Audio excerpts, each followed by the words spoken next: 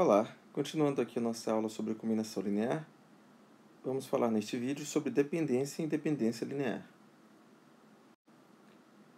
Então, no vídeo anterior a gente viu uma interpretação geométrica, do espaço gerado por vetores. Então, a gente chegou numa situação onde a gente tinha esse exemplo aqui de três vetores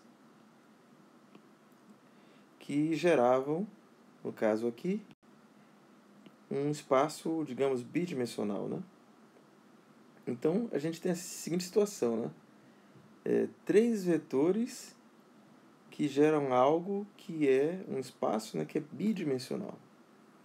Então, isso está acontecendo porque um desses vetores, esse de cá, por exemplo, eu posso escrever como uma combinação linear dos demais. Então, o objetivo, deste vídeo é tratar desse assunto, dependência e independência linear. Quando que vetores são independentes, quando que um conjunto de vetores é dependente ou independente. Então, temos a seguinte definição, C já vê um espaço vetorial sobre um corpo K. Dizemos que os vetores V1, V2 até Vn são linearmente independentes, Li, se a equação α1, V1 mais α2, V2 e assim por diante até αn, Vn igual a zero, tem apenas a solução trivial, ou seja, a solução onde todos os alfas valem zero. Tá? Então, nesse caso, se a gente tiver um conjunto S, a gente diz que um conjunto é Li se seus elementos são Li. Tá? Então, essa é a definição de independência linear de vetores. A gente tem também a noção oposta, quando é que o que é o contrário de um conjunto Li? É um conjunto LD, linearmente dependente. Então, aqui a ideia é que se existe uma escolha de escalares, α1, α2 e αn, não todos nulos, tais que essa equação vale, então nós dizemos que os vetores VI, V1, V2 até Vn, são linearmente dependentes. Então, claramente, aqui a gente tem uma definição oposta à anterior. No caso anterior, um conjunto de vetores é Li se essa equação aqui, a única solução possível é quando os alfas são todos nulos.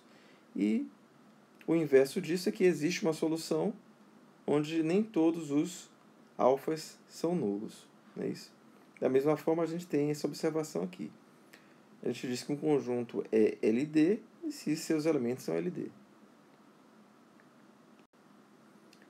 Então, uma primeira pergunta é: como é que a gente verifica se um conjunto de vetores dado é LD ou LI? Então, a gente viu no vídeo passado, vídeo anterior, que a gente sempre pode pegar uma combinação linear. Então, aqui eu estou dizendo que zero, o vetor nulo, é uma combinação linear dos vetores V1, V2 e Vn. Tá?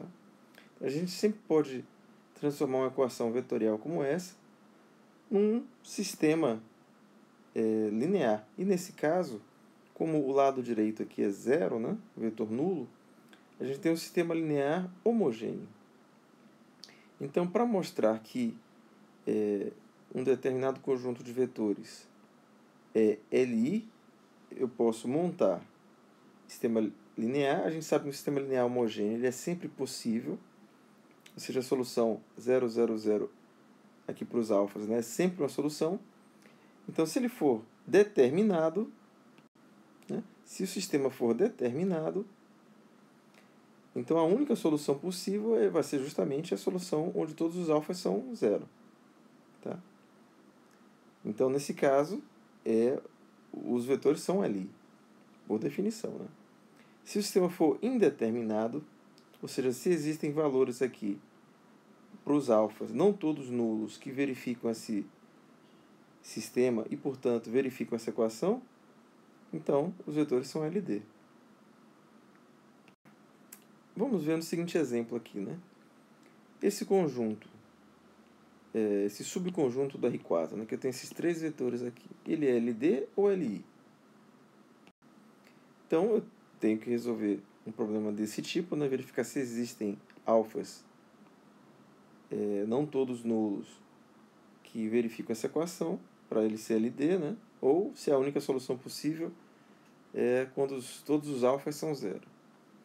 Então, a gente pode escrever esta equação vetorial como essa equação matricial aqui, né? Certo? E que no caso é equivalente ao sistema linear homogêneo. Então a gente sabe que nós temos o teorema do posto, né? Que diz, no caso, né, se o posto, no caso do sistema homogêneo, o posto do sistema da matriz aumentada é sempre igual ao posto da matriz dos coeficientes, né? Então o sistema é sempre possível. Mas a questão aqui é que se o posto da matriz dos coeficientes for igual ao número de variáveis, no caso aqui o número de colunas, né? Então a gente tem que o sistema é possível e determinado. Se isso não acontecer, o sistema é possível e indeterminado. Então, no caso aqui, se a gente calcular esse posto aqui dessa matriz, usando um aplicativo, né, um programa desse computador, a gente vai verificar que o posto dessa matriz é igual a 3, que é igual ao número de colunas. Portanto, o sistema é possível e determinado. Tá? Se a gente encontrasse que o posto é diferente do número de colunas, o sistema seria possível e indeterminado. Portanto, a gente teria infinitas soluções aqui para o sistema linear, ou de outra maneira, soluções para os alfas não todos nulos que verificam o sistema e, portanto, verificam a equação aqui. E aí, no caso, o sistema seria LD. Ou melhor, o conjunto S seria LD. Tá, vejamos agora algumas propriedades que nos ajudam a determinar se um conjunto é LD ou LI. Então, são essas 5 propriedades bem simples aqui que a gente vai ver a demonstração bem rapidamente na sequência. Então, a primeira propriedade diz que se S é um subconjunto que contém um vetor nulo, então S é LD. Então, todo subconjunto que contém um vetor nulo é automaticamente LD. Isso é fácil de verificar. Também, se você tem um conjunto unitário que tem só um vetor, então ele é LD somente se esse vetor único é o vetor nulo. Se você tem um conjunto com 2 vetores, então ele é LD somente se um vetor é múltiplo do outro. Tá? É o que está escrito aqui. A quarta propriedade diz que todo conjunto que contém um subconjunto LD é LD. Então, se você tem um conjunto de vetores e uma parte desse conjunto é formado por um subconjunto LD, então todo o conjunto é LD também. E, finalmente, todo subconjunto de um conjunto LI é LI. Então, vamos verificar essas 5 propriedades. A primeira é bastante simples, né? Se esse é um subconjunto que contém um vetor nulo, então eu posso, sem perda de generalidade, supor que o vetor 1 aqui, né, é o vetor nulo. Tá? Então, é claro que a gente pode fazer uma combinação linear como essa aqui, escolher 1 vezes V1, que aqui vai dar o vetor nulo, mais 0 vezes V2, que dá o vetor nulo também, e assim por diante, e obter o vetor nulo. Então, eu tenho uma combinação linear dos vetores do conjunto S, na qual nem todos os escalares são nulos, né? Eu tenho aqui o primeiro escalar é 1. Eu poderia ter escolhido 2 também, né? Ou seja, a ideia aqui é que você tem uma combinação linear cujos coeficientes não são todos nulos, que dá o vetor nulo. Então, isso está nos mostrando que S é LD, tá? Porque eu tenho essa maneira de combinar os vetores de S, na qual nem todos os vetores são nulos. O primeiro aqui é não nulo. Tá? Então, isso me garante que o conjunto S é LD. Tá. Na segunda propriedade, se você tem um conjunto que só tem um elemento, Então, temos aqui duas coisas a provar, né? Se o vetor 1 é nulo, então pelo resultado anterior, né, conjunto S é LD. Tá? Então, bem simples. Mas se S é LD, por outro lado, então existe um escalar α1 que eu posso, diferente de zero, né? Porque essa é a condição de ser LD. Como eu só tenho um coeficiente a escolher, ele necessariamente tem que ser diferente de zero, tal que α1 V1 dá o vetor nulo. Mas isso aqui só é possível se o vetor 1 for nulo, tá? Já que o α1 é diferente de zero. Então, isso me garante que o V1 é o vetor nulo, que era o que se queria mostrar. Tá? No caso, quando você tem dois vetores no conjunto S, e a gente vai mostrar que um vetor tem que ser múltiplo do outro, e vice-versa.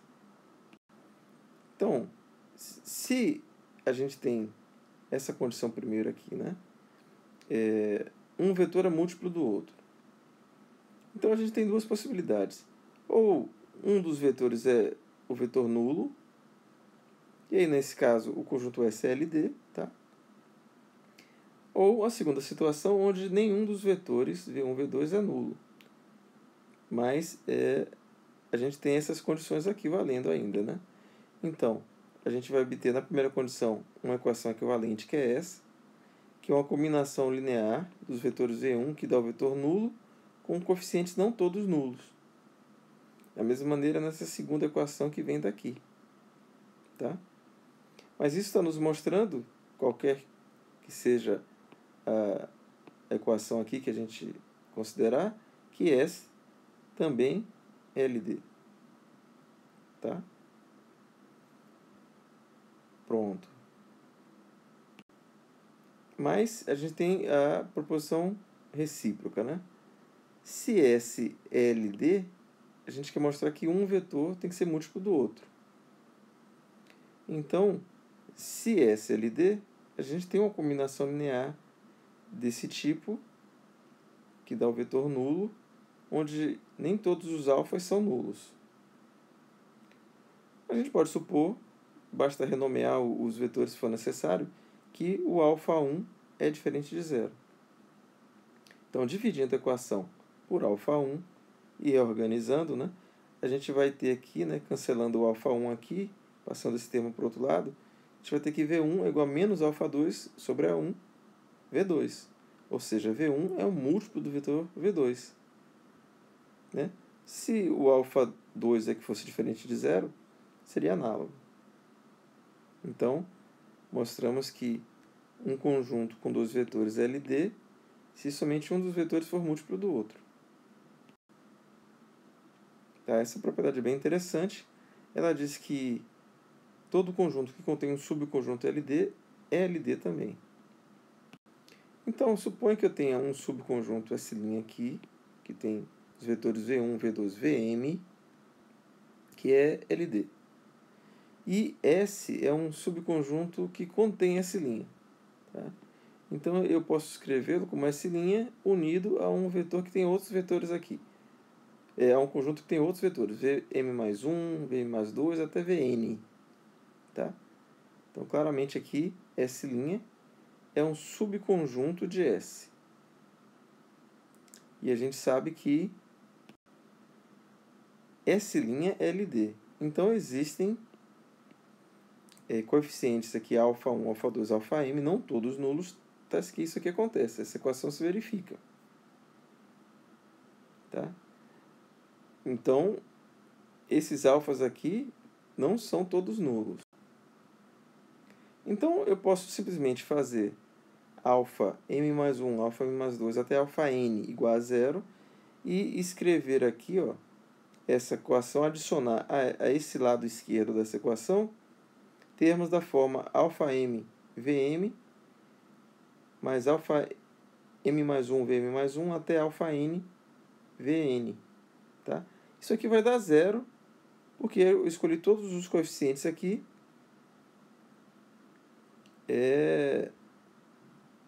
essa parte daqui, né, vai dar zero porque eu escolhi todos os coeficientes depois do m serem nulos. Então isso aqui vai dar tudo vetor nulo. E essa parte de cá também já é o vetor nulo, porque eu simplesmente copiei os mesmos coeficientes. Mas nem todos os coeficientes aqui são nulos, né?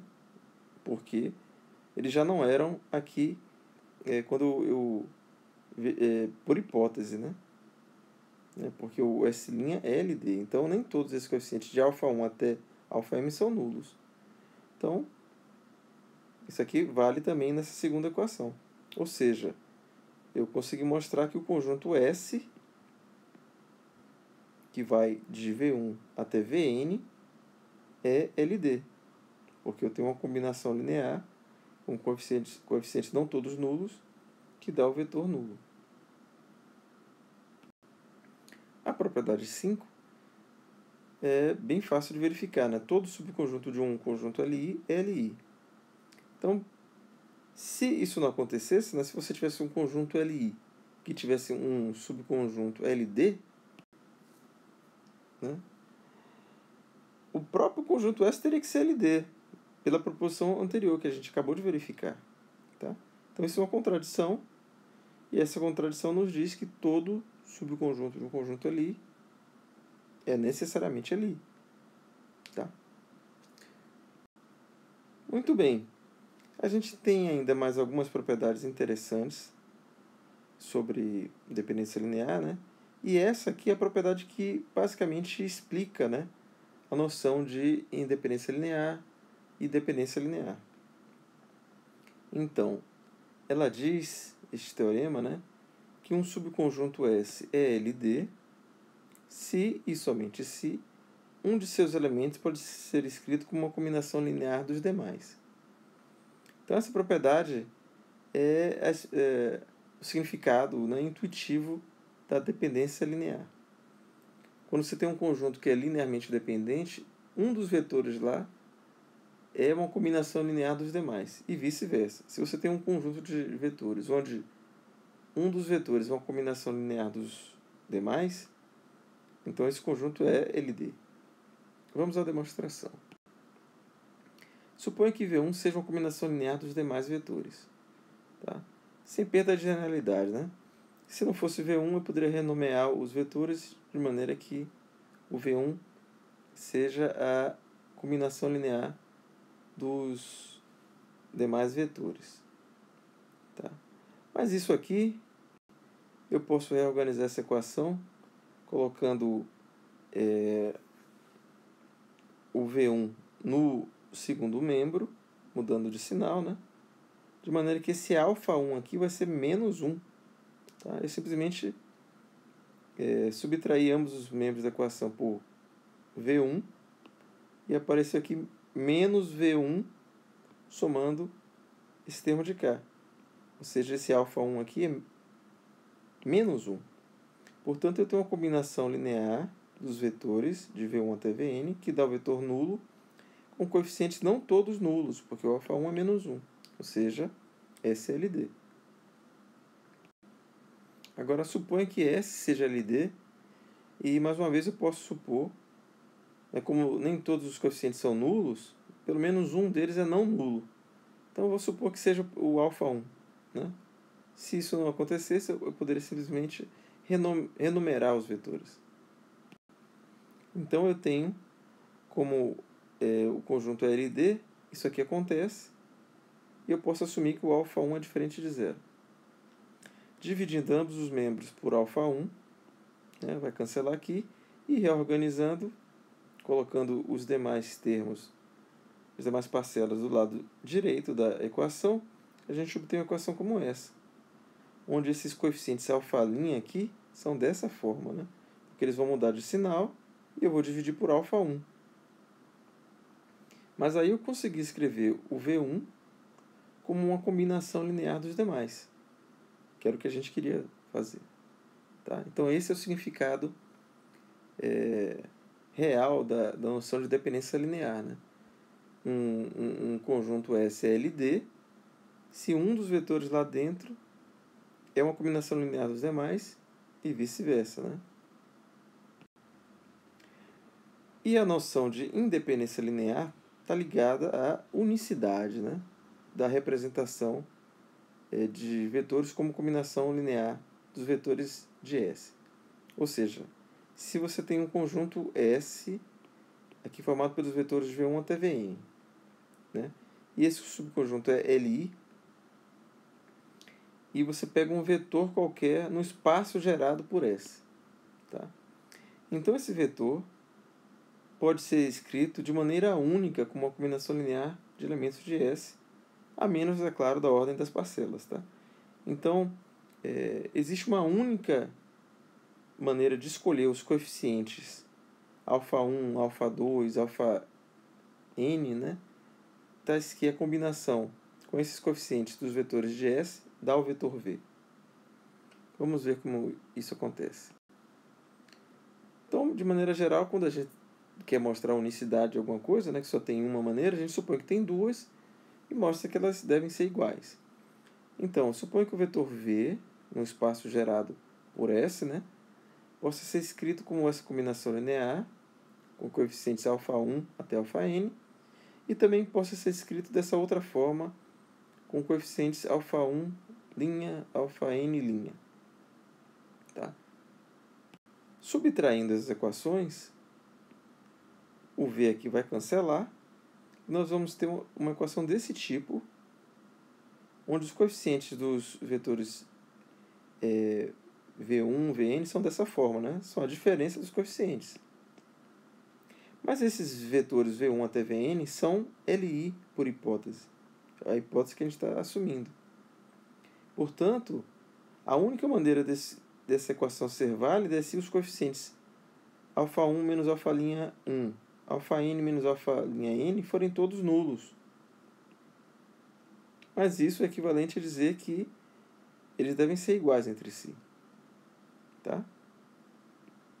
Portanto, quando você tem um conjunto S que gera um espaço, né, um subespaço gerado por S, e esse conjunto S é Li, qualquer vetor do espaço gerado por S pode ser escrito como uma combinação linear dos vetores de S de uma maneira única. Tá, agora voltamos aqui a um conceito bem interessante, né, que mostra aqui a sua importância novamente, é a noção de operações elementares. Né? Então a gente tem o seguinte fato que eu vou enunciar agora e vou tentar argumentar na sequência. Não vai ser uma demonstração formal, porque a gente ficaria engolido aqui numa sopa de índices, mas vamos dar a ideia de por que esse fato é importante e é verdadeiro. Né? As operações elementares linha preservam as combinações lineares existentes entre as colunas de uma matriz. Então, isso aqui tem resultados, consequências super interessantes quando a gente está investigando a dependência linear de um conjunto de vetores. Né? Vamos ver por que isso acontece em primeiro lugar. Como eu disse, né, eu não vou dar uma demonstração formal completa, mas vamos analisar um caso particular aqui e verificar que isso deve acontecer em geral também. Tá? Então, suponha que eu tenha essa matriz aqui, que eu tenho a primeira coluna, a segunda coluna, e, neste caso, a terceira coluna é uma combinação linear da primeira e da segunda. Né? Então, a terceira coluna aqui, ó, eu posso até escrever aqui para facilitar. Se eu chamar aqui essa coluna de C1, essa aqui de C2, eu tenho que essa coluna C3 é 3 vezes a coluna C1 menos 2 vezes a coluna C2. Ok? Então, os tipos de operações elementares que a gente tem, né? A gente pode trocar duas linhas, a gente pode multiplicar uma linha por um escalar não nulo, e a gente pode somar a uma linha um múltiplo de uma outra linha. Não é isso? São os 3 tipos de operações elementares. Vamos ver o que acontece com essa relação linear que a gente acabou de verificar, né, que existe entre as colunas após a, a operação elementar. Então, se eu simplesmente trocar aqui L1 e L3, eu vou ter isso aqui, né? A linha 3 passa para a linha 1 e a linha 1 passa para a linha 3. O que acontece com essa relação linear que havia entre as colunas? Ela continua existindo, né?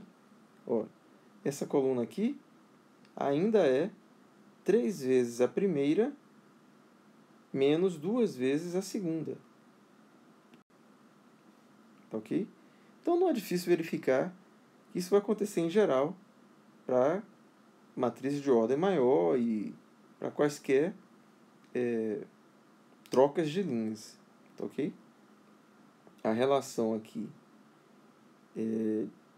a combinação linear que existia entre as colunas permanece a mesma após a operação elementar. Tá. No caso aqui, se a gente multiplicar a linha 1, por exemplo, por um escalar, 5. Tá?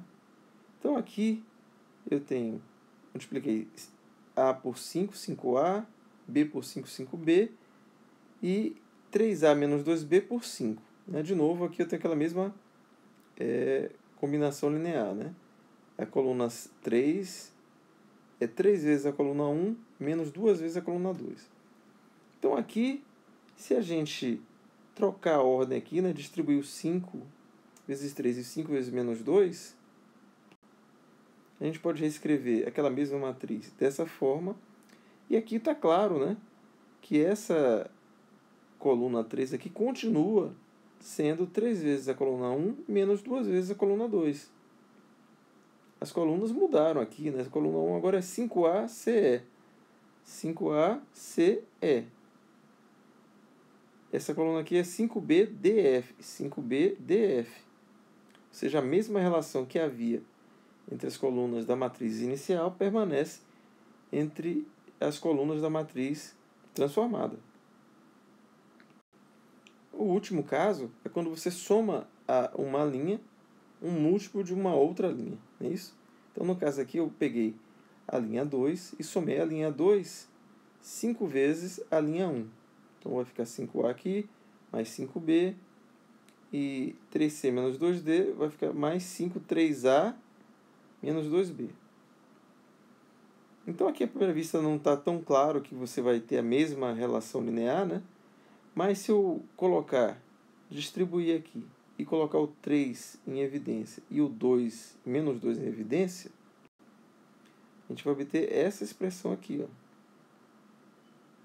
Que se você olhar direito, está nos dizendo que a coluna 3, que é essa de cá, é 3 vezes a coluna A C mais 5A é A, C mais 5A é, menos 2 vezes a coluna 2. A coluna 2 é B, D mais 5B, F. B, D mais 5B, F. Tá? Então, novamente, a gente tem que a coluna 3, após a operação elementar, também continua sendo 3 vezes a coluna 1 menos 2 vezes a coluna 2. Tá, mas aí vocês podem se perguntar, mas para que isso, né? Qual a utilidade de saber que as operações elementares não alteram as relações lineares entre as colunas de uma matriz? Então vamos considerar o seguinte exemplo aqui. Investiga as relações lineares entre os vetores do conjunto S, que é esse conjunto aqui. Tá? Então, à primeira vista aqui, eu não sei se, por exemplo, um dos vetores pode ser uma combinação linear dos outros. Não está muito claro aqui, né? Então, vamos fazer o seguinte. Vou escrever aqueles vetores coluna como colunas de uma matriz. Tá? Então, a gente sabe que se a gente fizer operações elementares, linha, né? Aqui nessa matriz, as combinações lineares que eventualmente existam entre as colunas vão ser mantidas. Foi isso que a gente acabou de ver. Em particular, a gente pode fazer essas operações elementares até chegar na forma escada, né? Na forma escalonada reduzida, que a gente sabe que é única. Para cada matriz, você só tem uma única matriz escalonada reduzida equivalente a ela, ou seja, que você pode chegar através de uma sucessão de operações elementares. Então, fazendo isso, eu tenho duas coisas. Eu vou chegar nessa matriz escalonada reduzida, tá? Que,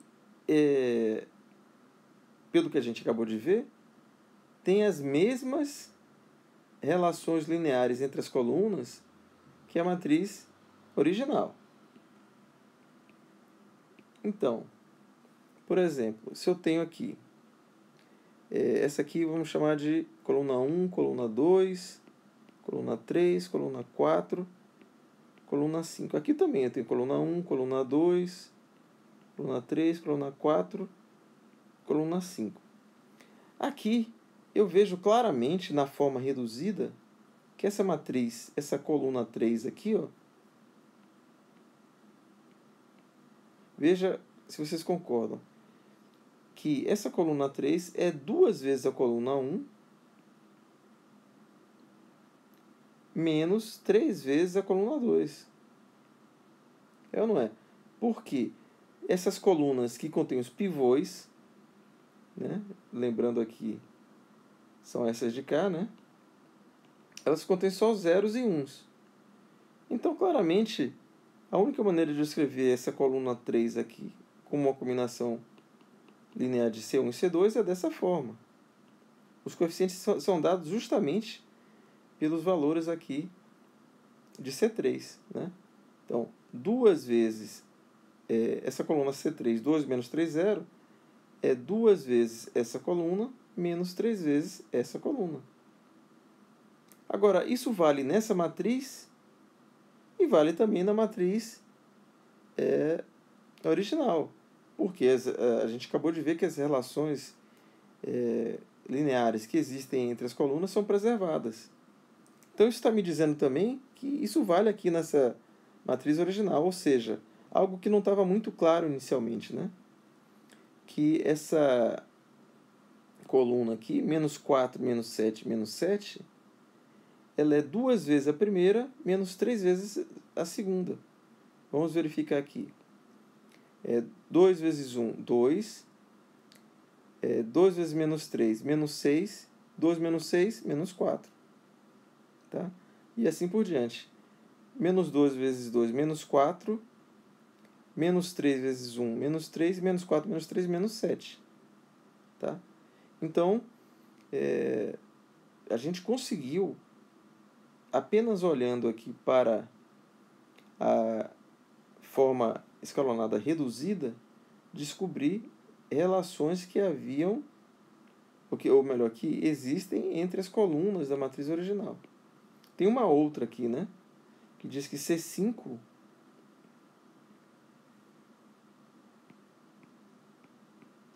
é igual ao quê? Se você olhar aqui, ó, você vê que C5 é a coluna 2 mais 4 vezes a coluna 4. Então, é C2 mais 4C4. Tá ok? Algo que também não estava muito claro. Vocês podem verificar que vale também na matriz original. Então, em resumo, a gente mostrou que valem essas relações lineares aqui.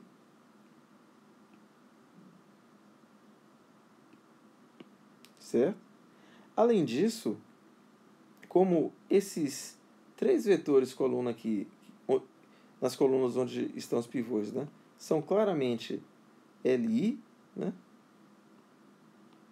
porque a única maneira de combinar eles e obter o vetor nulo é se os coeficientes forem todos nulos, está me dizendo que essas colunas C1, C2 e C4 formam um subconjunto LI. Então, se eu escolher essas 3 colunas aqui, ó, a primeira, a segunda e a quarta, elas são linearmente independentes, e as outras 2 colunas, a 3 e a 5, são apenas combinações dos vetores de S'. Então, naquele exemplo inicial que a gente começou a aula, né, onde a gente tinha um vetor que era uma combinação linear de outros dois e gerava um plano, a gente pode, dado um conjunto de vetores, excluir aqueles que são redundantes, né, aqueles que são combinações lineares dos outros, e ficar apenas com um subconjunto linearmente dependente que gera o mesmo espaço. Tá? Então, isso vai ser o assunto das nossas próximas aulas, onde a gente justamente vai falar sobre essa ideia, né, de base, de dimensão, de subespaços, tá certo? E essa ferramenta aqui é bem útil para verificar quais subconjuntos, né, são LD, são LI, como você pode selecionar de um conjunto de vetores um subconjunto LI e assim por diante.